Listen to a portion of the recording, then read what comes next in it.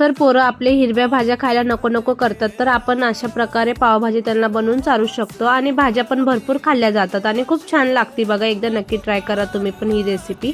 तर सर्वात पहिला फ्लावर, गाजर, मटर, बटाटा हे आपल्याला पावभाजी टाकून मस्त शिट्ट्या मारून घ्यायच्या 4-5. त्यानंतर आपल्याला एका साईडला पालक स्टीम करायला ठेवायचा आहे. पालक स्टीम झाले की आपल्याला मस्त असं बर्फाच्या पाण्यामध्ये टाकून त्याला वाटून घ्यायचं आहे, प्युरी करून घ्यायची आहे.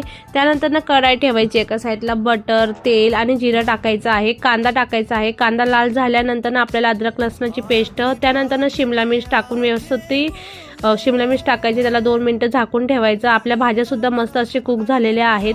त्यानंतर टोमॅटो प्युरी टाकायची, त्यात बेसिक मसाला टाकायचे आहेत आपल्याला, हळदी पावडर, धना पावडर, लाल चटणी पावडर, पावभाजी मसाला. त्यानंतर आपली पालकची प्युरी टाकायची, भाज्या टाकायच्या, व्यवस्थित मिक्स करायचं. त्यानंतर आपल्याला कस्तुरी मेथी टाकायची. तर झालेली आहे आपली पालक पावभाजी.